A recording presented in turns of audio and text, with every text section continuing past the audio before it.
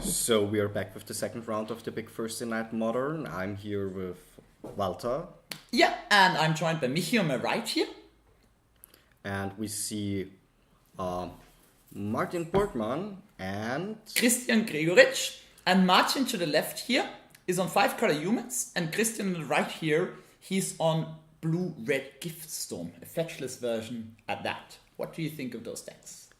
well, gifts can kill pretty fast, and I think the human stack has to kill faster and disrupt with the jurors on the stack.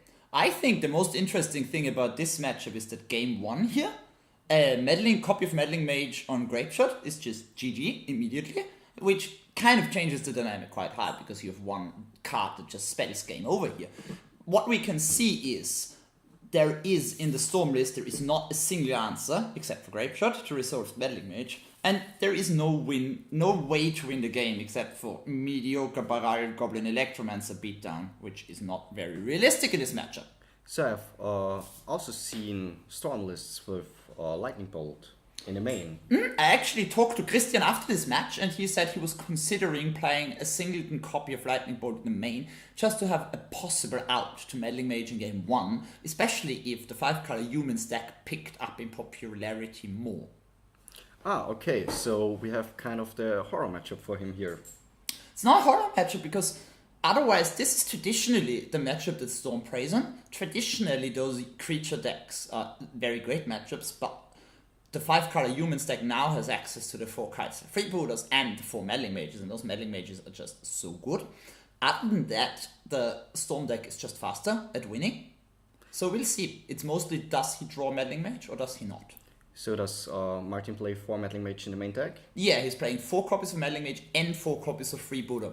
And the meddling mage is instantly going to name Grapeshot, which will prompt an instant concession. Both players are well aware of how that interaction works. So we will see how it is going. Both players draw their first 7 cards. Will we see some mulligans here? Yeah, I think also being on the play here is a big advantage. This is modern. Being on the play is always a big advantage. But this is a match where it's even more important because Storm deck could win on turn 2.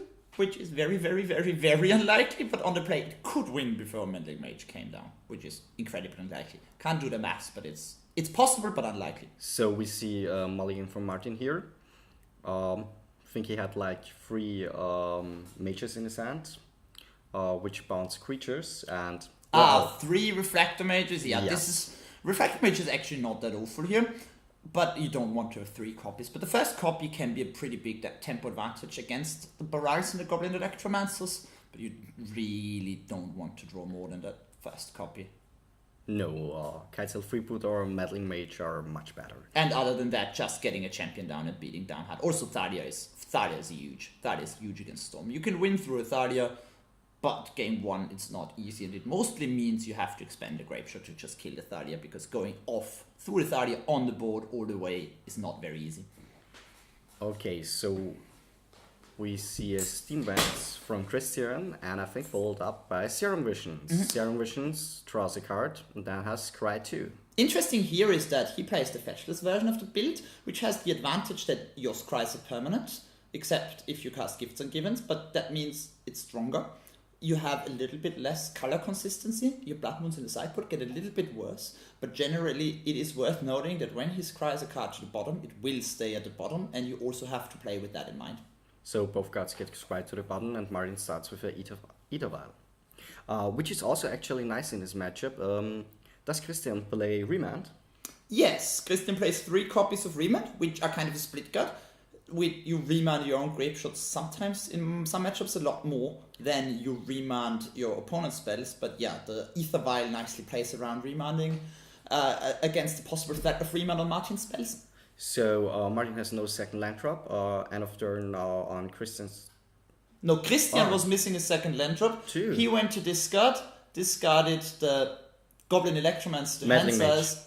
Now we see the Meddling Mage on Grapeshot, and well, Christian. This is right what we were talking about before. Christian would not have been in this game with missing a second land drop in general, but the Meddling Mage on Grapeshot is just game. This is brutal here. This is brutal, and I think if the 5-color humans deck or other meddling mage decks pick up in popularity more, Storm has to do something about this, because it's not a nice matchup where you just start scooping game once on turn 2 left and right. So in terms of sideboarding, we see Martin seems very confident. He knows what he's doing. So what do you think, what has he access here in terms of sideboarding? Well, he has 2 Attack Confident, 2 Mirren Crusader, 2 Unoffensive Foremost, 2 Asset Steadycaster, 2 Dismember, 2 Phyrexian Revoker, and 2 Cabal, and 1 Vithian Renegade, which is a 1 green red 3/2 human that destroys an artifact when it comes into play, which doesn't do nothing in this matchup. But we got a few hits here. We got a Kambar, which is amazing, and Storm. Kambar is a 1 white black T3 human advisor, and whenever your opponent casts a non-creature spell, you drain him for 2. Obviously amazing. This matchup very hard for Storm to win through. We got some more obvious hits. The more obvious hits are the Dismembers. I like the Dismembers a lot here, because just the Storm deck has a very easy time going off if they have a cost reducer, like Goblin Electromancer Baral in their hand. It's hard to go off without.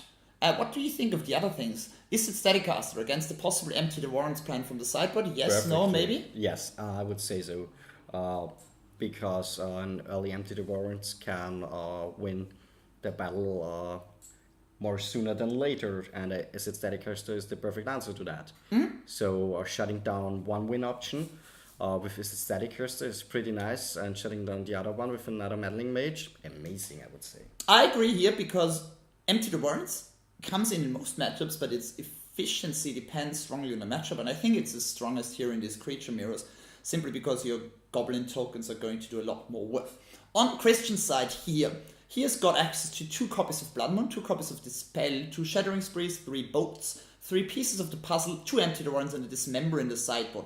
And what will happen here, we obviously need all the creature removal, which is the 3 Bolts and the 1 Dismember, because of Meddling Mage. And then we have those Empty the Warrens, and also a card that is quite nice, the Pieces of the Puzzle, which is blue sorcery for 2 and blue.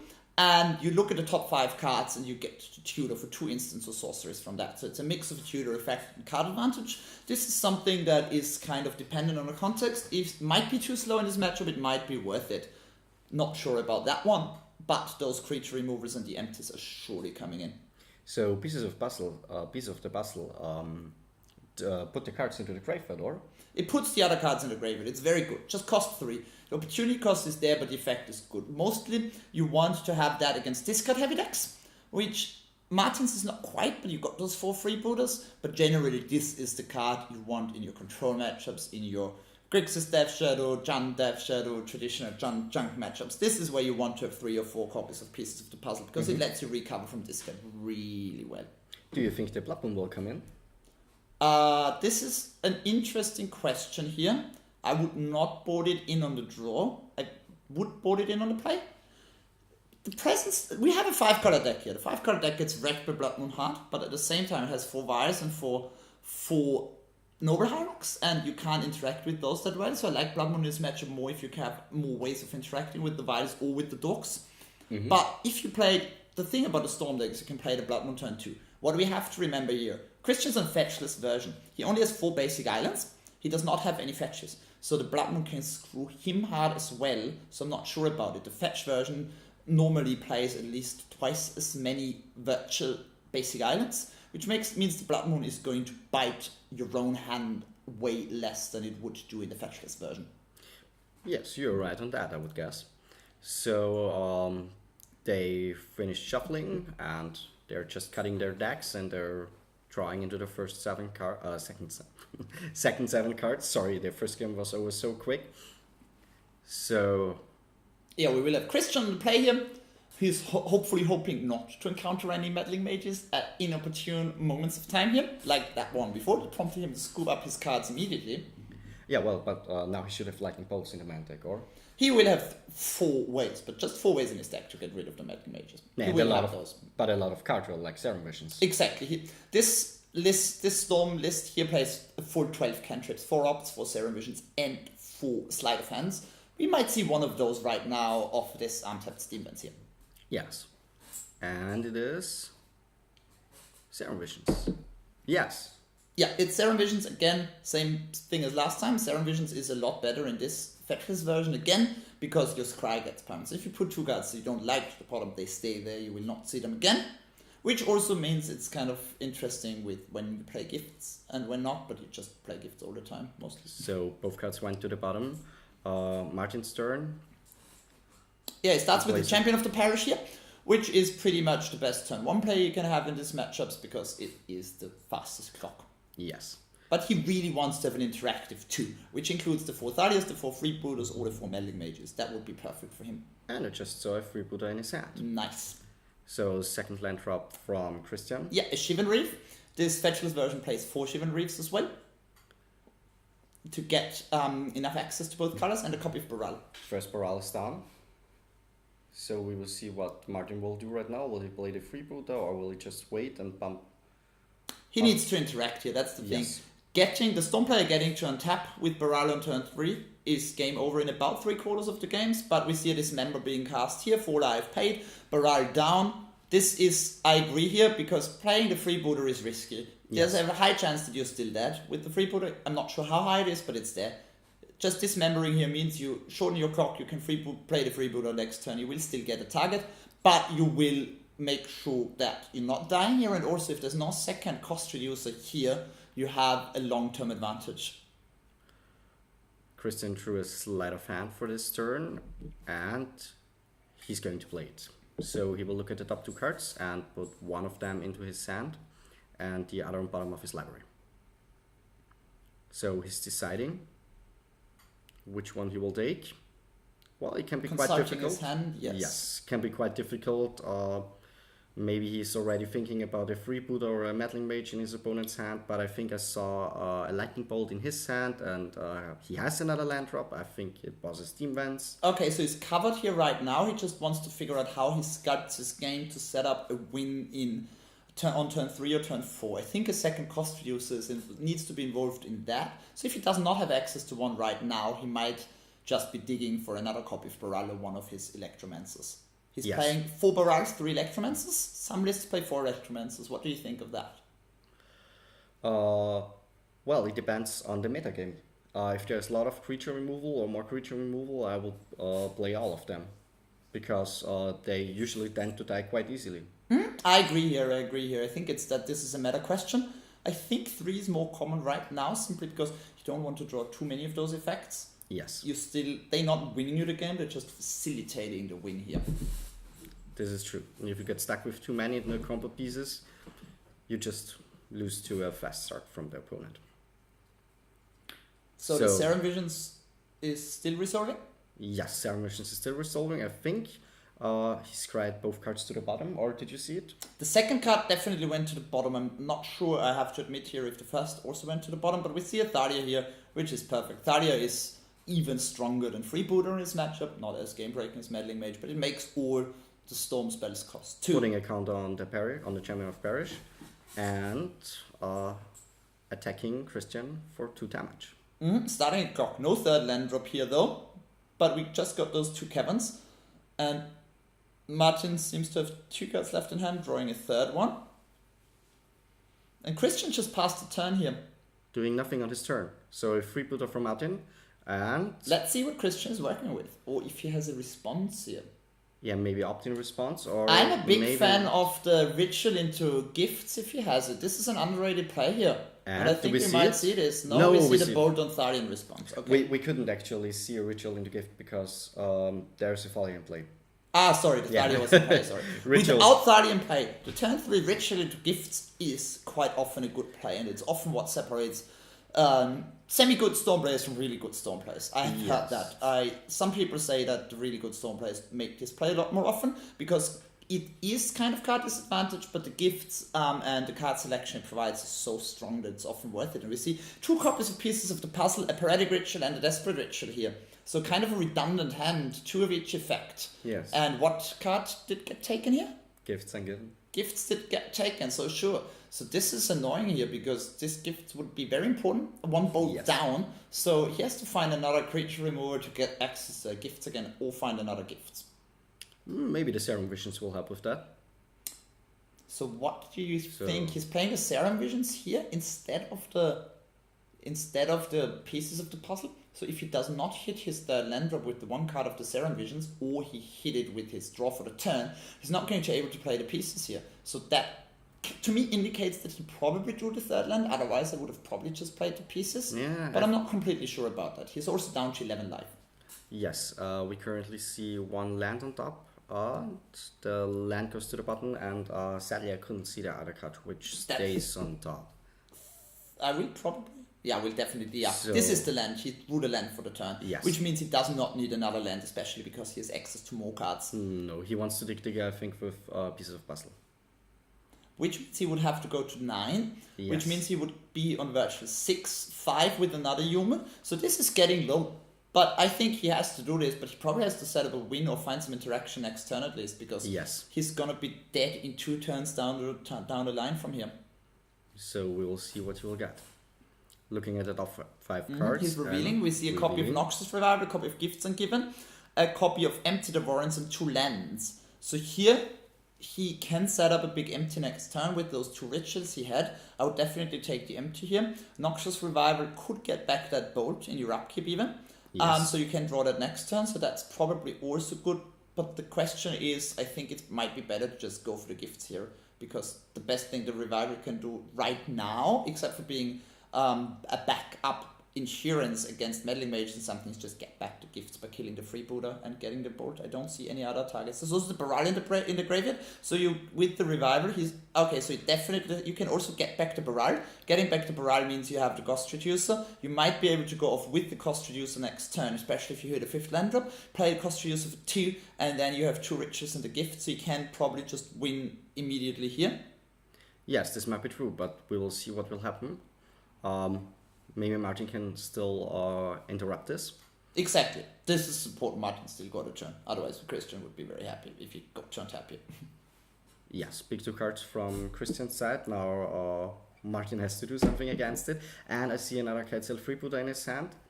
Maybe it will get the Gifts Ungiven. Or? He's starting with the champion, going to attack. Going to play both. Yep. No, the Thalia is way better than the Freebooter here. Thalia makes the rituals so much worse. Attacking for 6. Christian is going down to 3. Quite low on life. So he has to win here. He can Noxious Survivor going down to 1 in his upkeep if he wants to get one of those cards. But then he has to win here. So what he can do here is he can Noxious Survivor for the boat. Then he needs to pay 2 to boat the Thalia. Yes. And then he kind of, maybe if there's another land drop, can make something happen. But this is looking rough. Yeah, but the land drop can't be another Steam Lens. Can't be another Steam Lens. Even a Shivan Reef would be awkward. Yes, so this is, the Spybluff Canal would come into play tapped, so that would mean land drop should be a basic, which he has access. He has access to 5 basics, 4 islands and 1 mountains in his list. 1 mountain. I'm sorry about that. Okay, so currently he's thinking. He's thinking in his upkeep whether he wants to revive it. Yes. Because he can win through the Thalia, but we also no. Currently with his hand he can't win through the failure, and even with the revival on Lightning Bolt it's quite tough. Not quite sure what the possibilities here still are, but... And he didn't get the empty, so if he got the empty, he could play a bunch of non-mana creating rituals and empty for 6 at least, but he can't do that because he opted for the gifts instead of the empty.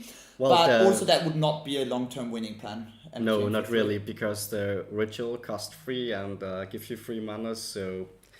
The Noxious Revival costs a Phyrexian mana and a colorless due to the Thalia, which is also kind of disgusting for Christian. Not a lot of fun playing colorless mana and life here. So he gets back the Baral, like we were talking about before, but the Thalia makes that play a lot worse. So he plays the Baral, has access to 1, so it means that the Baral and the Thalia even up. It means that there is no tax effect anymore, but also no reduction. So that means he's back to square 1. And that means he can't even play Ritual unless he has another untapped land here. Yes, I think he has another pieces of the puzzle in hand. He has another Baral in hand. Yeah, piece of the puzzle is just not he castable here. has- It's just no, not castable. no, really You can't not. even cast it. He has Gifts and Given. And Scoop It Up, because there was no option left in his hand, which would have saved him the game. Yeah, and we see this is again a pretty strong sweep. Game 1 was won on the back of that Meddling Mage, and game 2 was Yes. won on the back of those Dahlias. They rough too. They rough for Storm. They're hard to beat. They're hard to beat, and they're quite amazing in a matchup. And we just saw 4 removal being sided in, and on the opposite opponent side, you have like 4 Freeboot, 4 Failure, and 4 Meddling Mage, and Disruption. For the Goblin tokens with his Static Caster, and then Kambal, which just screws with the life total. Kambal is also a Insane. must-kill threat here. So the thing is, Freebird is not a must-kill threat. Meddling Mage sometimes is, because Meddling Mage often in post-play games can't just name Grapeshot. He even sided out 1 copy of Grapeshot here, we can see that. And the thing is, it was still quite close. If that second copy of Thalia hadn't entered the battlefield, I'm very convinced that Christian would have had a win next turn. But that happened, so yeah. Yes. So, the match is over. I think they're just discussing about sideboard options. Boarding We in, saw boarding what came out here. Some of the Refractor Mages came out. The Mares of Everbrook came out. So just creatures came out, while more disruptive creatures entered the battlefield here. And we see that all the Opts came out, because they apparently what Christian considers to be the weakest cantrip here. And then we just saw him trim the cost reducers, we saw him trim the gifts, and we saw him trim the Grapeshot, and we saw that the Blood Moons Went in. They Or did come in. Did they come in? I think that those are the cards in his sideboard that I think they came in too. Not completely sure Maybe what not he's doing with completely the sideboard here. But yeah, we will be back after this with another match, and thanks for watching, and see you later. See you in the 3rd round.